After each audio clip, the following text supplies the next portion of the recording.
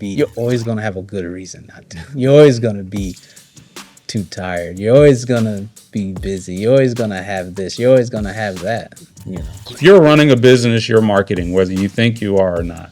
That's what people need to understand. Mm-hmm. There's a $1 billion opportunity looming over North Omaha. There's a $1 billion opportunity of economic development, tax revenue in North Omaha. Your messaging is so important because branding is, you know what I'm saying, it's what makes you.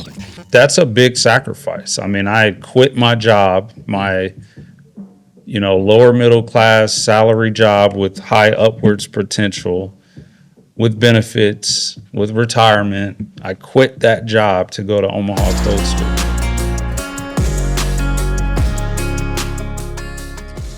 All right, welcome back to the Content Parlor. We're gonna start this one off a little bit different than the other ones, man. I'm gonna just get up, man. Congratulations, man. 10 years. Appreciate it. 10 years. This is gonna be a one-of-a-kind episode. Well, obviously, we'll never have 10 years again. Mm-hmm. And this is a episode to celebrate our not only accomplishments but our experience and impact. The journey. Yeah. There you go. The journey. So to everybody out there, our supporters, folks who have worked with us either through contracting, employment, and individuals who have contributed knowledge, insights, just want to thank you. Thank you for helping us get to 10 years. Yep. 10 years, man. 10 years. So we'll do our normal salutations. Okay. Look, guys, we're in the Content Parlor studio. We've shown you different looks. Yeah, I like this setup. This is a little different.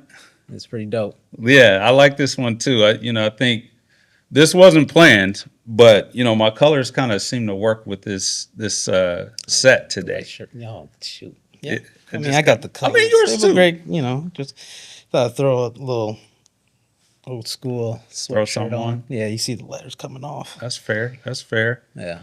Well, look, guys, the Content Parlor is the social club for content creators based right here in Omaha, in North Omaha, in fact. And this place, the equipment, everything that you see, it's available for rent. If you need access to equipment, if you're looking to do family photos, or if you want to get better at honing your craft, this is the place to be. Make sure that you follow us. We're on all the social media platforms. You got Instagram, Facebook, LinkedIn, TikTok, YouTube. Full episodes on YouTube. So if you are not subscribed to YouTube, please do so. It helps out the algorithm, but also gives you the latest and the full episodes. And then make sure you hit the bell notification so that you get those updates in real time. All right, again, 10 years. This is a special edition today. And we just want to reflect. So I've got some questions prepared. Hopefully you prepared some questions as well. Yeah, I got a few over here. Mm-hmm. Yeah, hopefully they're not the same questions. Well, we'll see. Some of them maybe we both want to ask each other these questions. Yeah. But as we reflect on this last 10 years, I think it's a good time to give people a window into what it's like running a business, growing it from scratch, and developing a relationship with your business partner that allows you to sustain, right? Yeah. I think people may look at Stable Gray from the outside and think that it's, peaches and sunshine and rainbows and everything is just perfect every day. Well, we've had our ups and downs, twists and turns. So this episode is just kind of reflect on all of that to whatever degree that we want to. All right. So let's get into it. I'm going to be the gentleman, and I'm going to go ahead and let you kick it off. So, what questions do you have for me, or your first question for today? Okay. I think, just with how you led off, I'll go with the second question I had on here. Okay. And so it's, you know, why did you want a business partner instead of, doing a business solo? Mm. Well, that's a deep one to start with. um, I had a business before this. I've actually been doing something business related since I was about 14 years old. Yeah. So, my business journey kind of started with doing like selling stuff at school. So, like in junior high school, I would take the money my mom would give me my allowance, and I would go to Four Aces, shout out Four Aces, and I would buy candy and erasers and pencil sharpeners and things that I knew students would need in the classroom, and I would buy and then take it to school and flip it. And so my first business partner, we actually did a recording studio. Some people know that side of me, some people don't, but I actually used to run a recording studio full time shortly after high school. And so I'm somewhat spoiled in that sense that I've always liked having someone there to help with the process. Okay. Because I knew doing it by myself was possible, but it's just more challenging. And so yeah, I never thought of myself as an individual Okay. achiever. I thought of myself as someone who could be a great leader on a team.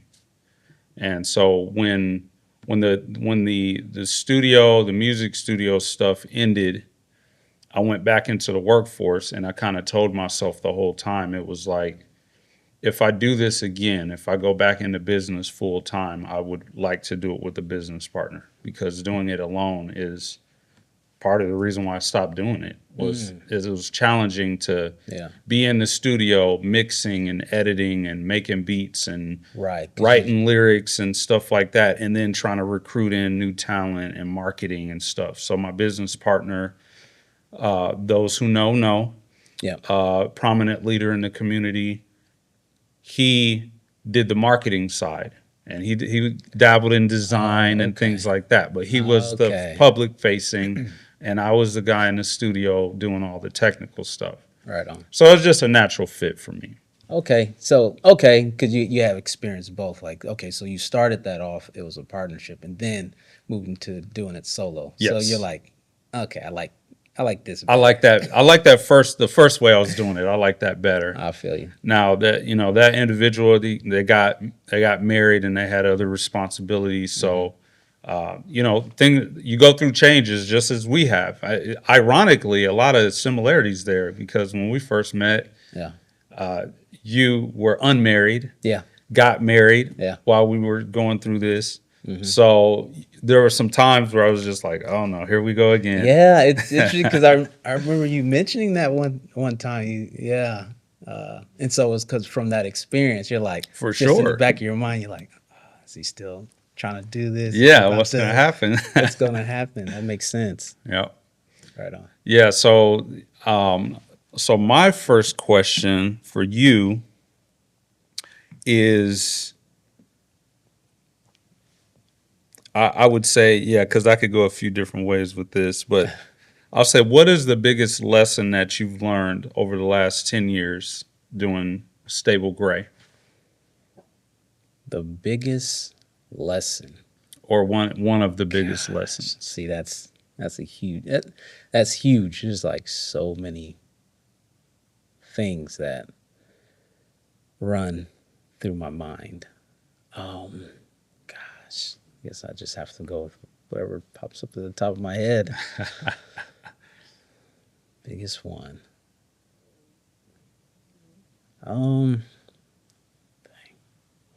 It's a good one. Yeah, no, it is a good one. It's a good one. Let's give me a second. It's that kind of episode.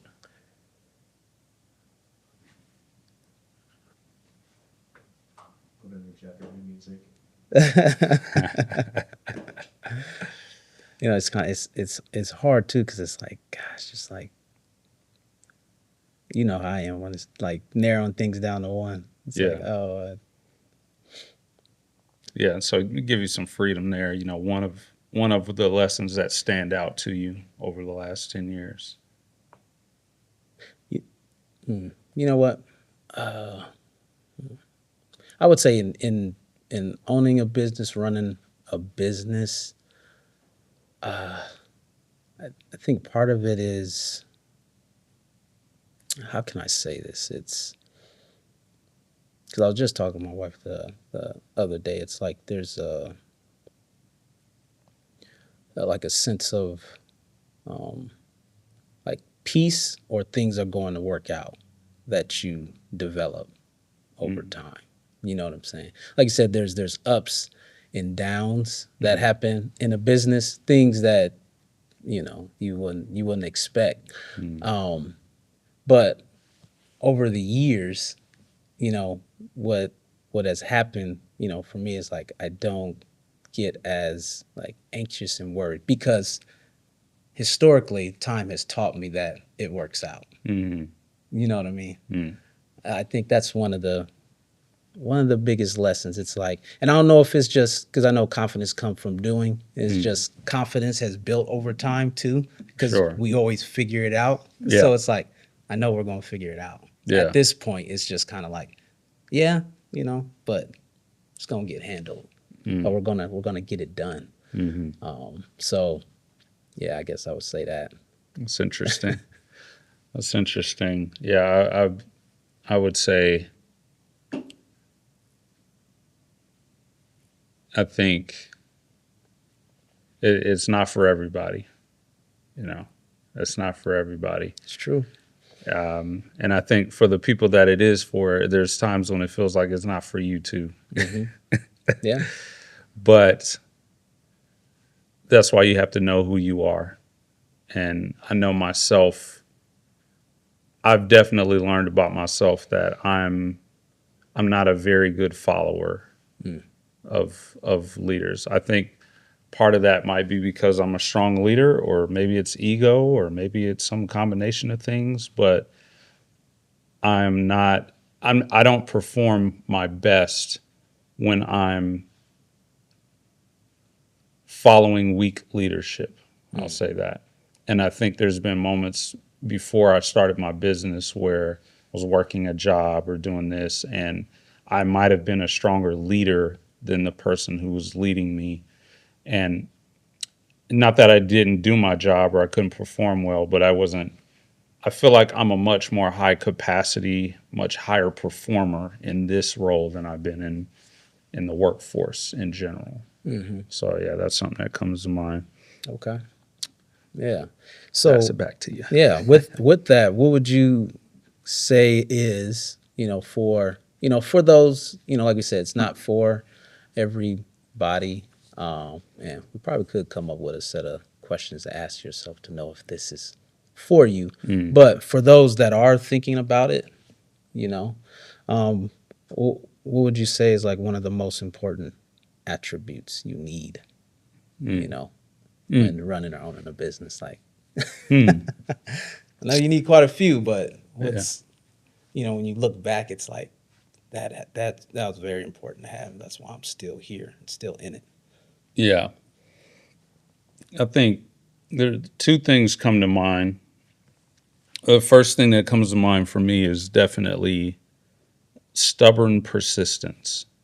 And I Mm, think some people would say persistence, but stubborn persistence. It has to be almost illogical, your persistence. It's like you don't have to do it that way and still insist on doing it that way. I think that's the first trait. And I would say the second one is kind of related to that, but it's more centered around like being like sure of the problem that you're trying to solve. hmm I had very strong resolve to enter into this space. I didn't know what it was going to look like. I certainly didn't think it was going to look like this. Yeah. But and I've said this on a few other podcasts that the thing that made me pick up a camera, I didn't go to school for photography, videography, design, marketing, social media. I didn't those are skills I learned on the job. But what drove me was when I graduated from Metro Community College, I had like a 3.7 or 3.8 GPA. I had straight A's all the way through like my first year and a half at Metro. And some of those classes were pretty hard, especially a kid who had been out of school for a number of years before. I didn't go straight into college right after high school. Yeah. I was running my business. Mm-hmm. And so the the I guess marketing landscape at the graduation was mediocre at best. There may have been one person from Channel 7 or Channel 6, and there's no shade on them, but it just really bothered me the narratives that get told about folks from our community, how much emphasis is put on us being violent, shootings, robberies, um, those types of things, criminal mischief. But here I'm standing alongside hundreds of college graduates, Yeah. whether it's a associate's degree, bachelor's degree, master's degree, doesn't matter to me. These are people who don't look anything like the image that's portrayed of us on TV. And I've sat in class with these people. I've taken tests with these people. I've done group assignments with these folks that look just like me. And it just really disappointed me that there was no one celebrating you at the end of that except for the crowds of friends and families that came to show up. There's no media coverage. That single event made me want to pick up a camera with absolute resolve. A resolve that it doesn't matter if I get paid, it doesn't matter if I'm successful at this in terms of money. Yeah. I'm going to capture these stories where I can and share them with the world so that the narrative changes over time. And I still have that resolve till this day. It's not a thing that I do because I think I'm good at it or because I want money. It's a deeper mission. So that's what I would say about it.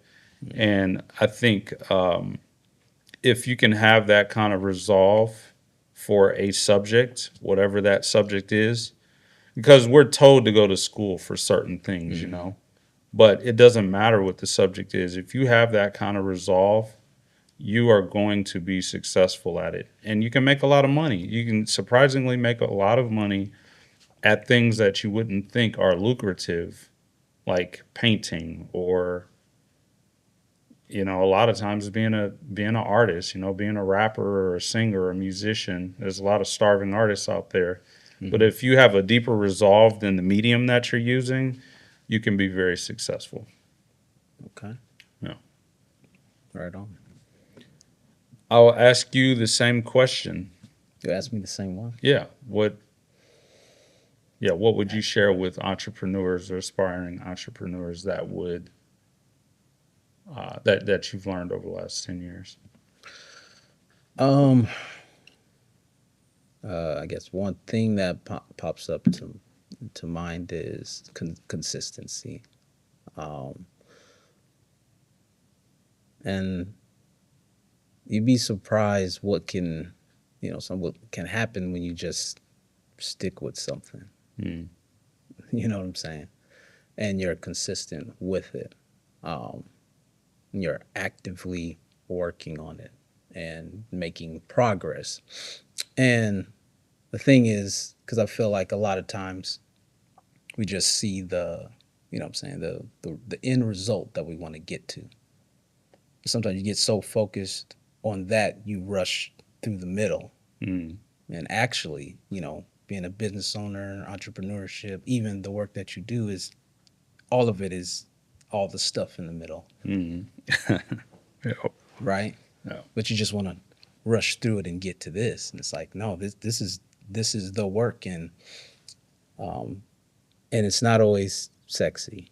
It's Mm-hmm. not always fun. Matter of fact, it's sometimes it's boring. You know what I'm saying?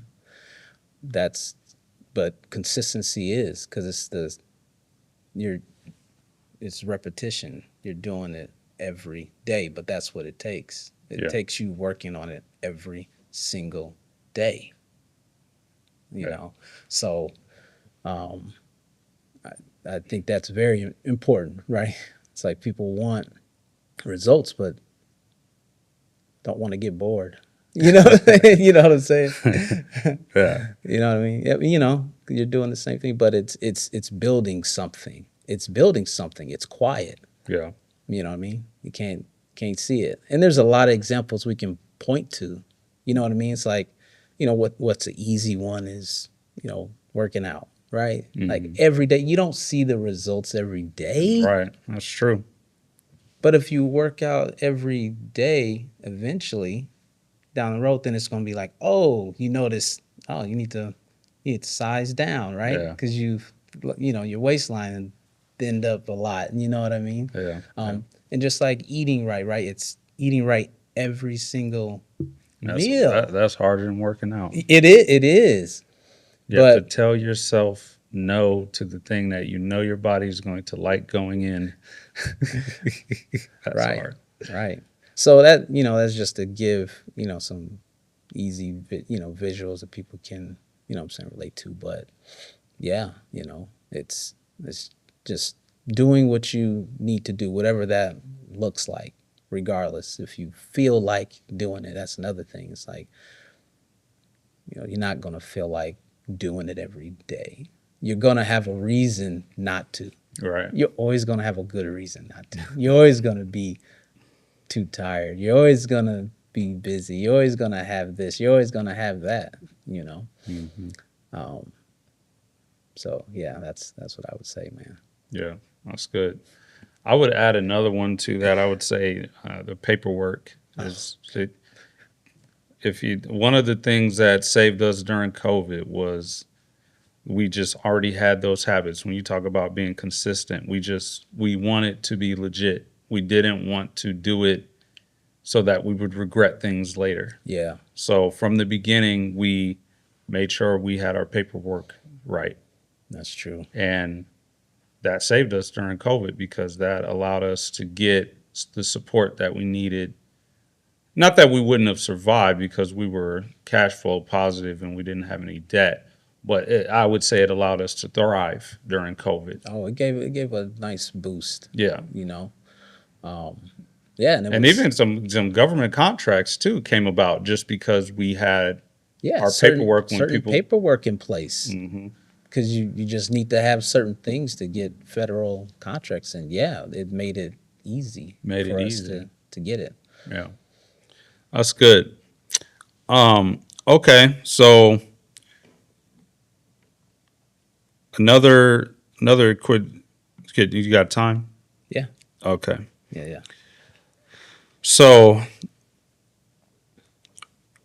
I'm gonna save my two really really good ones for last. So I'm gonna go here. Over this last 10 years, what do people need to know about branding from your experience? What people you've interacted with, the businesses you've done business with. What do you see that people don't know that they're missing from the equation when it comes to what branding is, how it can help their business, and you know where I'm going with this, their resistance to invest in branding. Hmm. Yeah, one of the first things is like branding is not one thing. It's not just one thing, and it never stops. Hmm. You know, it's not just it's a continual thing that you need. to do every day. Right. So that's one of the things when I really think about it, because there's so many pieces and components to it. That's why we are full service and why we offer the things that we offer. People always like, oh, wait, so what is it that what is like the thing that you specialize in? We always say storytelling, right? Yeah. Because you utilize all of these tools, right, to be able to tell your story, Mm-hmm. and to strengthen your brand. But branding, same thing. It's like consistency with it, and it's boring too.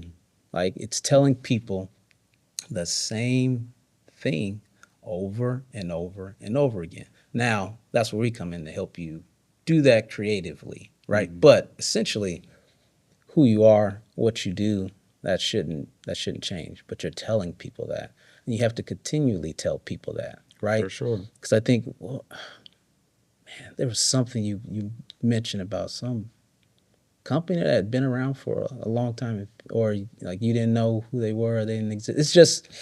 It takes. There's just so much information, and there's so many businesses, so many companies, and that's why you can't sleep on it. Mm-hmm. You can't run one campaign and think you're good. Even when when the cash is flowing, you should still be doing it, Yeah. right? Even when things get tight, you should still be doing it. It's something that you just should never stop doing. It's part of the foundation of a business. And we've started that conversation, including it in Bell because it's a foundational thing. Yeah. Because no matter how good the product, the service is, people don't know you exist or don't understand Mm-hmm. what you do. But Great. Great job. You made something great. yeah, Nobody knows yeah, about they it. won't be able to. Yeah, they won't be able to find you. They won't be able to take advantage of it. You Mm-hmm. know, and sometimes a lot of times you do. Companies, organizations, they need that outside perspective. Yeah. As well. You know what I'm saying? That can look at it because when you're in it and it's you, it's hard to see it. Yeah. Easy to miss things Yeah. when it's like that. I would say as well that when you look at the big brands, that's Mm-hmm. exactly what they do. I mean, how many of us can reference multiple Geico commercials? And they've had so many Geico commercials, they've switched the mascot. Yeah. And we sometimes we forget they switched it. They got a caveman and they got the gecko Yeah, they do. because they've been running that ad so long. You think about the flame broiled Whopper, Mm-hmm. the ba da ta ta ta, Yeah, they still right? put it on a billboard. Right. We know who they are. Yeah. So why do they keep doing it? Yeah. Because it works. Mm-hmm. Because it keeps them top of mind. And I think you're absolutely right. There's a I think a misnomer that that's for those companies over there. Yeah. They can do that. No, you can do it too. Mm-hmm. You can do it on a small budget. You can do it on a big budget. They do it at high scale, but you can do it at your scale as well. Mm-hmm. You don't have to necessarily spend $700,000 on a media placement. You can spend $70 on a monthly placement, and that can do a lot for you. So yeah, I think that's a Yeah, very and good that insight. goes back to part of the reason why I got into this. It's like when Mm, I learned, um, you know, my skill set and got exposed to design and marketing, seeing, oh, this is how these companies and organizations do it. That's one of the first things I thought. It's like looking around my own community. It's like, oh, I can utilize these skills to help businesses and organizations in my community so yeah, they can look the part, because it's just one of those things where, because we're exposed to it so much, the standard has been set. Right. And so you might have great product and service, but just because it doesn't look like that, look good visually, you miss opportunity, or there's going to be a certain perception. Right? You got a flyer that's printed on color paper in black and white versus a full color flyer. Like, just people's perception when they see that, Yeah. they just think quality. You know what I mean? And so you put yourself behind before you even get started when you skimp on Yeah. those type of things. Yeah. Skimping on the way you present yourself. Don't It skimp sounds on it. it's crazy. I mean, I learned a little bit about your motivation for getting into it with the comments you said about how you when you were exposed, you realized you could apply this to other folks in our community who weren't exposed yet. I think it's interesting that people are willing to spend so much money on certain aspects of their business, but not their image, their public relations. And so yeah, that's very insightful. So yeah, thanks for sharing that. Pass it back to you. Yeah. Oh yeah, it is my turn. Okay. Yeah, I got what, two more? Yeah, Okay. yeah, that's what I have left. All right. So this one,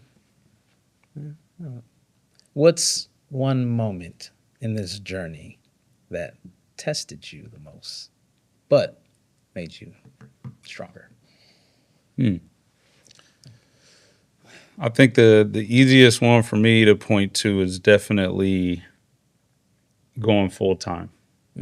When we started the business, it was a side thing, Yeah. and honestly, the timing of it couldn't have been any worse when we started the business. Man. I mean, I was so just for the audience, when we started the business, I had just graduated from Omaha Code School. Prior to Omaha Code School, so for those who don't know, Omaha Code School is a coder boot camp for software developers, web developers, front end and back end. So we say full stack in the web developer world. So I was a full stack web developer fresh out of school. I had 4 job offers on the table, all making a minimum of 15,000 more than I was working on my previous job. So prior to working in the web development space, I was working as an analyst in the finance world. So I worked at the Mutual of Omaha bank building, which at the time WPS was there, Wisconsin Physician Service. So I worked for them doing work. And then prior to that, I was working at Mutual of Omaha. So that was my life. It was like finance. And that was my original major in school was finance. I got into web development because I wasn't getting that creative itch scratched working in finance. So when the opportunity came to go to Omaha Code School, I took it. And that's a big sacrifice. I mean, I quit my job, my lower middle class salary job with high upwards potential, with benefits, with retirement. I quit that job to go to Omaha Code School. So this was a very intentional, dramatic career change that I was making. And pretty much walking out of Omaha Code School with my certificate and my tassel, here comes this guy, unbearded at the time, by the way. I think you had a shortcut. You hadn't grown out the hair yet. You had a little hair, but you didn't have the big beard yet. Yeah. I And didn't have short hair.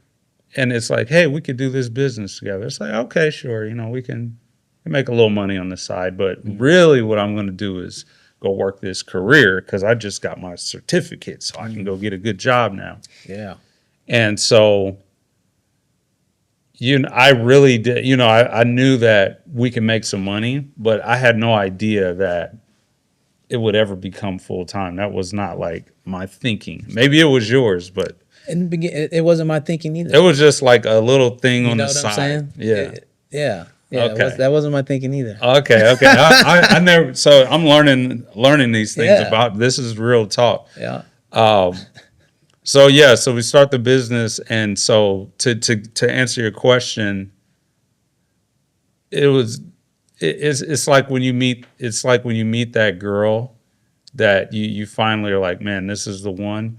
But you at first it's like, nah, it can't, no, this can't be the one. No, this, you have that moment where it's kind of surreal to you. hmm And that's kind of what happened with Stable Gray was as my career was growing, Stable hmm Gray was kind of tracking the same way. And I hmm was like, there's no way it's going to just keep yeah. It's growing. like the first few years, yeah, we were like doubling. Yeah. It was like what? Doubling every year. Yeah, Yeah. And it was like, no, no.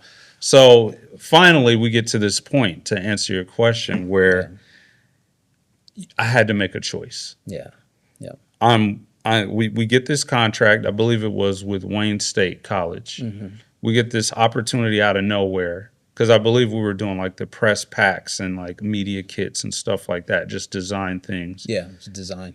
And we get to this point where they say, hey, we need 3 15-minute videos delivered in 2 weeks, hmm something of that magnitude. Now, for those who don't know, back then I was the primary like video production guy. Yep. Shout out Caleb. Caleb has taken a ton off of my plate. Thank you so much, Caleb. We love you. But back then, I had to do that. That was my part of the business that I was helping out with the most. And so, that was our motto was you say yes and you figure it out. Right. So we said yes, knowing that we didn't have the time to edit. Yeah. And so I found the time, but it meant no sleep. hmm And so I would work my day job and then get off of work and then go work Stable Gray. And when you have 3 15-minute videos, I don't know how good the audience is with math, but that's about 45 to 60 minutes of, hmm because the videos aren't going to be exactly 15 minutes. Some of them are going to be 20 minutes, just depending on how long the person talked during the interview and what's relevant. Yeah. So it ended up being about like 50 to 55 minutes of footage that you got to edit down in 2 weeks. So that was that moment for me where it was just like, this is not sustainable to sleep an hour a night and then be taking. So I was like working, getting up at 7 to be at work at 8. So I was working an hour at a time. I had to do hour blocks to not fall asleep on the job. And so I would take a break every hour to take a power nap. Mm. So for those who don't know, that's why I'm really good at napping. It's not because I'm an old man. Although some people would say I'm an old man, it's because I had to learn how to nap during that period of time because there was no time to get sleep at night. I had to edit that video, Mm. and it's due when it's due. Yeah. So that was the moment for me. But from that project, I decided to go full time. And at the time that I did that, it didn't make sense to go full time. I was Yeah. still making more in my day job. Yeah.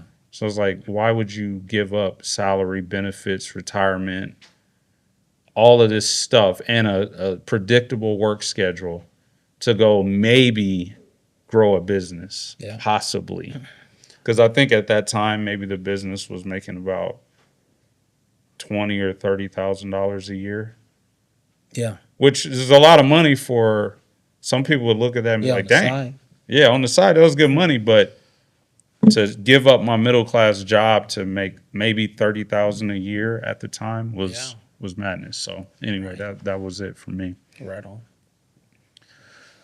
Yeah, I'm glad I didn't die because there was a few times I was like, if I keep doing this, maybe I won't die, but I have some health issues. Yeah. This might make It's some not chronic that's not health issues. sustainable. Yeah. Yeah. So yeah. And I went full time, I think 2 months after that. Yeah. Yeah. So just moving things along. Mm-hmm. I hit you with a heavy one here, so I want you to brace yourself. It's a good one. What is your review of me as a business partner over the past 10 years? You don't have to give me a grade. Don't give me an A, B, C, D, E. But this will be my first time hearing this. What is your opinion of me as a business partner? What's it like working with Deon for 10 years? And you can Oh, be honest. It's not going to hurt my feelings. yeah. I would say it's been interesting. It's been very interesting. Um, yeah, because it's been a lot of learning about each other. You know what I'm Hmm. saying? Because when we started, right, we we were familiar with each other, but we didn't like know each other like Hmm. that. You know what I'm saying? And yeah, it's not like we were hanging out all the time. So we started it. It was as a side business, and so yeah, we were meeting, and we had the workflow that we had as a side business, Hmm. right? And then we went full time, right? So now we're in a space together all day, Yeah. and so that was just it was just different. It was just different. And I think there was just a lot of you know what I'm saying, misconceptions or you know what I'm saying, of misinterpretations of a lot of things. You know what I'm saying, that caused a lot of frustrations. For Because sure. we just didn't know each other. Yeah. You know what I mean? It's like, oh, okay, and but at the core of it, though, and the reason why we stayed partners and why I'm still in it, though, at the core of it, I always felt like you were a solid dude, though. You know what I'm saying? Solid person. Hmm. You know what I'm saying? And anytime we did have conflict, we could talk about it and we figure it out. Hmm. You know what I'm saying? Hmm. And I could rely on you. You see what I'm saying? Yeah. You're reliable. You know what I'm saying? Because I experienced people just disappear, man, Mm. leave you hanging. So to find somebody, and I wasn't too naive to think that, you know what I'm saying, like I just, after experiences in life, that's not a common, like super common thing in people. A lot of people are flaky, and a Mm. lot of people just aren't that committed. Yeah. So it's like, yeah, we'll figure the rest of the stuff out. This guy, he's this, and this. We can figure the rest of it out. Right. You know what I'm saying? So, you know, um, yeah. So I think it's been a great journey. You know what I'm Mm. saying? That's life is ups and downs, man. Just Yeah. had some good times, some fun times, fun experiences from the different projects, Yeah. stuff we got to do that we would not have if we didn't do this business. And we've had some tough times, Yeah. and that's just a part of it. Yeah. That's partnership. Hmm. You know what I'm saying? So I feel that. yeah, Yeah. It's definitely like a marriage. It's like a marriage, and sometimes I hear people when we talk about how long we've been doing it, they're like, yeah, "Man, you guys like it's like a second marriage." It's yeah, like, yeah, in a lot of ways, it is a lot of the same nuances. I would pretty much almost identically echo that. I think there anytime you enter a new space, there's going to be an adjustment period, yep, and as soon as you think you got it all figured out, then you learn more about a person because people are very complex things. They're not just this one thing. yeah, And so over time, you learn the different nuances about the person and yourself too, your own insecurities, mm, much like you would with marriage. But I think in terms of your attributes, I think obviously the consistency and reliability. But one thing that I always look for in the people that I keep around me mm-hmm, is they aspire me to something better than I would on my own, mm, and that's a trait that you have embodied over the last 10 years. Is like punctuality. You're a lot you're a lot more punctual than I am. Part of it is just habits that were developed during like college and stuff like that. But a lot of it is just that's just who you are. You know what I mean? And those are good things to aspire to. And so I always want to be surrounded by people that aspire me to be better than I am. I mean, just imagine how bad I would be if I was a sole proprietorship. I'd be even less disciplined, right? So by having folks around you, it brings you up to a level. So that was something. And then I also look at how people conduct themselves. And I've probably been privileged to have a unique vantage point on watching you kind of grow into the man that you are today. I'm not your father. I'm not saying it like that. I'm just saying 10 years is a long time to watch somebody grow. And when I met you, you were single, and to watch you turn into a husband, or watch you turn into a father, and then a father again, and watch you handle your credit and handle your personal finances and all these different aspects that I've got to watch that very few people have privilege to be able to witness that. And so that's really cool, and it is very aspirational. So that's my review. Yeah, I think we've had good times, we've had some bad times, but the good times outweigh the bad times by far. Yep. And I wouldn't say we've had some good times. We had some amazing Yeah. times. I mean, being able to go to Kansas City Yeah. and have your client take you out for barbecue. I mean that Yeah, man. that was one of the best. Going to Florida. Having a client fly you to Florida, Yeah. and it's all included.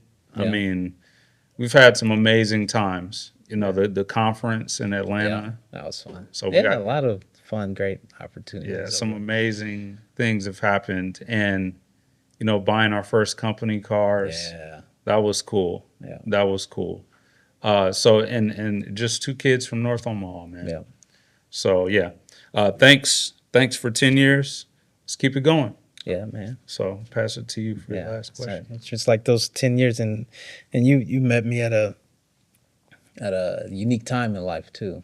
It's like we'll go into it here, but I was basically like rebuilding Mm, too.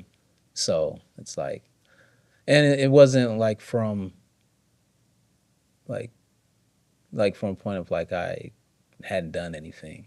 You know what I'm saying? And I just decided to be something. It's like mm, I was a person that had it together, and I was doing something. mm.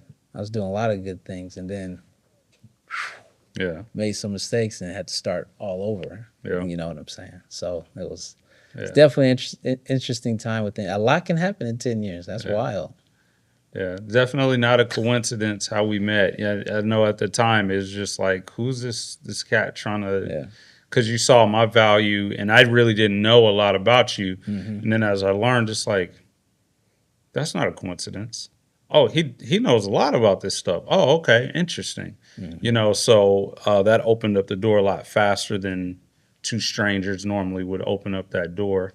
But I think also the um, the work ethic, even with the little things, the work ethic was always there. Um, there was something else I was going to say about that too, but it slipped my mind. Just about uh, how, just I can't do this interview style podcast talking about our 10 years and not mention God. Oh You yeah. know, Yeah. I can't. It's too big of a part of this journey. And just looking back on it, um, it was all a setup. It was all a setup. Looking back on it, just the way that we met, the circumstances under which we met, and looking back, it all makes sense now. But you know, it was just all a setup. Putting so just for example, for the audience, I go to this church. you go to this church. We come there on our own. Didn't know each other. Never met. Never talked a single day in our life. Had no idea you existed. Mm-hmm. I have a heart to serve on the music team. Well, why would I have a heart to serve on the music team? Oh, maybe because I used to have a recording studio. Maybe that had something to do with it. They had a need for somebody to help with the sound. And so I ended up on the sound team. Then whatever fell through with the person that was operating the engineering board. So I ended up running the engineering board. All just out of a willingness to want to be a part of music and serve in a church in the same breath. You're on the media team. Seems like a coincidence. Okay. You have a heart to serve. That's interesting. You see where I'm going with this? And then we just end up working basically together as volunteers Yeah. during church service, and that's how we ended up meeting. Back then, it just seemed like something that happened, but looking back on it and knowing just how specific your skills complement my skills, it was a setup. Mm. By the way, I was praying for a business partner. Oh, okay. Yeah. Oh, yeah. Yeah. It wasn't just like we just happened to meet, divine intervention. No, I was asking for God to put someone in my life who would be able to do this together, you know, to be able to stay the course this time. Forget about what happened in the past because we had a great thing. Yeah. But you know, some things they have their season. Yep. But I was praying for that. I didn't know what the business would look like. I didn't know any of that stuff. I just knew if I did it again, I'd want a business partner. And so looking back, it just all feels like a setup. It just feels like God put us in that room together so that we could meet, so that it could happen. And then we figure out what that would be, and we figured it out. Yeah. Yeah. I mean, a lot came out of that church. Shout out Bridge Church. Man. Yeah. Shout A out Bridge lot Church. came out of there. Yeah. All right, I got one last question for. Or wait, actually, I'm passing it to you. It's your question, then I have one last. Oh, okay. So this is kind of it's a light one. Okay. Last one. So if we could go back If and name the business something else, what would you call it? Whew, that's a light one. Let me take a drink. Those who know me know I'm a name guy. Yeah. Really. What you got? You have your formula, so you can kind of spit something out of there. Stable gray. That I can start by answering that for people because that's one of the most common questions we get is how did you come up with the name Stable Gray? So let me answer that for you first. Stable Gray. So the formula is the formula, but the name was inspired by we started Stable Gray in the season of startup. It was like a startup explosion happening. You had companies like Agape Red. Mm-hmm. Now, as I name these, it's gonna sound, it's gonna correlate to Stable Gray. Agape Red, Lululemon. You had, I'll just leave it at those two. You had companies like that popping up that were in a similar space. They were in a space of like media or multimedia technology. And I just started to notice that was a thing that was happening, was like people would take a fruit or an element found in nature and then pair it with a color. So that's where the original like tingling for the name came from. But I didn't have the words. Yeah. I just thought, if I could find some way to put together like words, like fruits or elements in nature with a color, that might be kind of cool. So one day I had a dream, and I don't know if it was osmosis or what. I credit it to God, but stable gray just happened in a green. I literally woke up in the middle of the night, and this formula was born out of what happened that night. It was like 4 o'clock in the morning. It sounds like I'm just making this up, but this is what happened. It was like 4 o'clock in the morning. I woke up out of my sleep with these words, stable gray, Stable gray. and I was like, because I could have just brushed it off, right? But I was like, I get on my phone or my computer, I can't remember, and this formula happened. I went and I checked to see, is somebody using it on Facebook? Are they using it on Instagram? Is there a YouTube channel? Nothing. There's just nothing. I went and I did a Google search, stable gray. Nothing popped up. Then I went to Namecheap, I think it was, no, it wasn't Namecheap. It was One and One, I think was the thing back then, oneandone.com. Okay. And search for the domain. And then I went to GoDaddy. I was like, am I tripping? I went to GoDaddy. The domain was available. And that's when I finally said, this might be something. So out of that, I developed a formula of like, is it plain English? Is it easy to spell, easy to pronounce? Is the .com available? The .com, not the .net, not the .io. Is the .com available? So I'd gone through many, many names to come up with having the confidence to present it to you. Okay. It was like, yeah, I know we can use this. The .com, I got the .com, I already registered Instagram, I already registered Facebook, LinkedIn. By the time we talked about it, I had already done all of that. I had no design, but I had that. Yeah. So if I could go back and change the name, it would have to meet those requirements. And I don't know what I would change it to. So that's my answer. Yeah, I know. I just had to do something else to get there because I ain't had no answer. But it would have to meet those requirements. Okay. Yeah. Right on. Did you have a name when we met? Because I remember like I brought like 2 or 3 to you, and the stable gray one was one you liked the most. Yeah, I don't think I did. You know what I'm saying? Because I think you brought it up like the first time that we met at the coffee shop. And we were just, yeah, it was like, oh, let's just see what we can do together. Mm-hmm. You know what I'm saying? Mm-hmm. No, I didn't. Okay. Yeah. Interesting. Well, I just have one last question for you. Okay.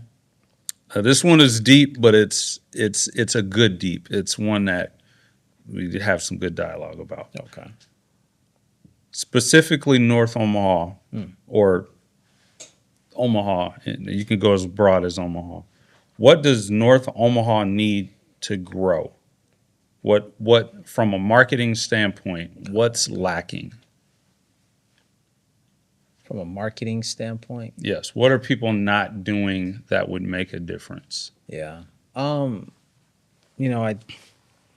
know, and because a creative agency might be like, oh, that's why they're saying that. But I think one of the biggest opportunities is marketing and branding for businesses and organizations in North Omaha.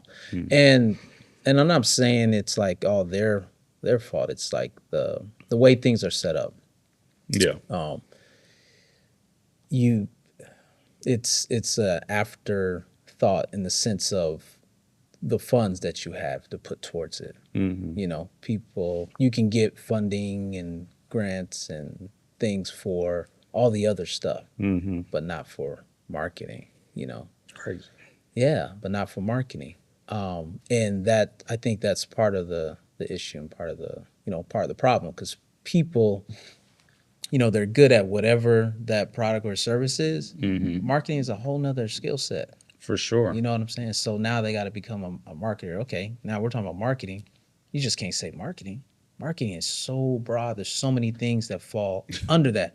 So now they got to, let's say you have a restaurant. So now you got to be good at cooking, making food and worrying about that whole experience. And now you got to try to like build a website and be good at social media and be good at messaging and picking out colors and all that kind of stuff. And it's just, it just doesn't put you in a good, good situation. Hmm. But it's so important. Your messaging is so important, because branding is, what I'm saying, it's what makes you unique. That's really what branding is, right? It's what makes you unique. What makes you different from the other businesses that may do may offer the same product that you do, but your business is unique and different because it's yours, and Yeah. so you need help telling that story, and figuring out, um, you know figuring out your messaging, and all those pieces, what pieces work best for you to be able to get your message of who you're trying to reach. So you know it's you got to do something about that. Yeah. Businesses got to be able to, when they're able to access funds, they got to be able to use those funds for marketing Right. and branding. It's so important. Yeah. That's good. Yeah, you mentioned BAIL earlier, and so I Yeah. just want to bring that up again. BAIL is a acronym that stands for the essential services that every business needs in order to be successful. And so BAIL is the old acronym. We've revised it, but BAIL originally stood for having a banker, an accountant, an insurance agent, and a legal or an attorney. Our refinement, our revising of it changes it to MABEL, which stands for marketing, accountant, banker, insurance, and legal. So it adds in marketing. Now, in our case, we put the M first, Mm-hmm. really just because that was the acronym that it's hard to put those letters together and make a positive word. Blame, I mean, you know what I mean? So we Yeah. went Mabel because that's got a cleaner sound to it. But the essence of it is to add marketing to your mix of essential business services to thrive and be successful. And why wouldn't marketing be in there? I mean, if you don't have a social media presence, you don't have a website, you don't have a signage outside of your office, Yep. how do you expect people to find you? Is it just word of mouth? Mm-hmm. That can work, but it's not very scalable. Yeah, that's one part of it. Right. So what I would say to that is number one, help us do the work of getting this acronym out there of Mm. MABEL, MABIL, having not four essentials, but five essentials: marketing, an accountant, banking or banker, insurance, and legal. Yeah. All five of those are, and marketing is one of the most important. You could go a little while without an attorney. Mm-hmm. You can't go without marketing. We can't. If you're running a business, you're marketing, whether you think you are or not. That's what people need to understand is if you're in business, you are marketing. But are you doing it intentionally or are you doing it accidentally? Hiring a marketing team allows you to do it intentionally. Yeah. So that's the first thing I'd say. And then in terms of North Omaha, I would say the the city the Mm-hmm. city of Omaha needs to view North Omaha as an investment opportunity Mm-hmm. like it does other districts. Yeah. Blackstone has planning and infrastructure support. Benson, now don't get me wrong, they have boards and they have things going on. Well, we have the BID, we have the North Omaha BID. We have politicians, we have people in place to help facilitate these Yeah. conversations. Urban planners, developers, we have these things as well. So I would say that North Omaha, first of all, the city has to make it a priority just the way that they did with, ensuring that the pedestrian bridge is connected to the College World Series activities. Yeah. And the same that they did with the Gene Leahy Mall. Mm-hmm. There's $1 billion opportunity looming over North Omaha. $1 billion. I said it. I said it. Billion. There's $1 billion opportunity of economic development, tax revenue in North Omaha Yep. because it's close to downtown. Yeah. Tourism, Malcolm X, Culture. culture, food, and I would say unique landscape, right? It's convenient, it's close to the airport. And these are all well-known things. Yeah. But let's put this in the city's plan. Let's put these in the city's plan. And then I would say amongst each other as a community, we have to compete as a group. A lot of times we compete as individuals, but it's time for North Omaha to start viewing itself as a competitor, friendly competitor with South Omaha, with West Omaha. Let's start competing and getting our community GDP up on par with some of the other communities, right? Because we know the statistics through, OEDC and some of the other studies that have been done that we spend hundreds of millions of dollars, if not billions of dollars, outside of our community. North Omahans take their dollars and spend them in other parts of the community. Part of that is just because of the makeup, but part of it is intentionality and strategy. So as we work on those pieces, there will be new economic activity in North Omaha that is not in other parts of Omaha. Because I think a lot of times when we talk about this, it's like, well, we're going to not spend our money elsewhere and we're going to spend it here. Yeah. Well, that's not really going to grow it. What's going to grow it is if we have investment and new businesses and things intentionally in the north part of the city. And I mean, to that point, there is an opportunity now just with all the, disbursement of the funds from the ARPA funds is the money's in the hands of North Omaha organizations and businesses, and we need to do business with each other. Yeah, there you go. That's a great start right now. Just right there. Take a percentage of it and intentionally do business with North Omaha businesses. Right. Now they got to be able to do the work. I'm not saying right. I'm not saying to do business with people that can't get the work done. No. But let's not act like we don't have Black Power Electric, like we don't have Stable Gray, like we don't have Big Mama's Kitchen, like we don't have Blair Freeman Group. We don't have developers. We have the pieces, so we can't make those excuses anymore. We have a marketing company. Shout out to Surreal Media Labs. Shout out Surreal, one of my early mentors. Yeah. And I specifically mentioned him because we're in the same space. There's room for both. Right. We've seen it. Yeah. He's doing okay. Plenty. I mean, last time I saw him, he had a nice suit on. So I don't think that was a Goodwill suit. So he's doing okay, and we're doing okay. Yeah. So we can both exist. There's space for more. And that's part of it too, right? Is people feel like if they do business with one entity, they can't work with the right. You can work with both. Yeah. So just one last shout out. Shout out Malcolm X Memorial Foundation. Shout out Enoch. Enoch did some design work. Great work. And we work with Enoch. Yep. It's not an enemy. He's a part of the community. And he does good work. So you can have Enoch eat with the Malcolm X. And then Malcolm X came over and did some business with us for the 100th anniversary. Yeah. So both people can thrive. And so, I really want to shout them out because that's an example of what it can look like. Yeah. How they're spreading the success around.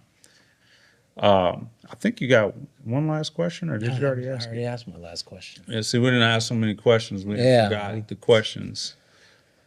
Anything else you want to share or add for this episode as we wrap up? No, not for this one. This is this is a good one, and we'll have another one coming. Yeah. Oh yeah, we're gonna keep doing this all year. Yeah. This is 10-year anniversary, so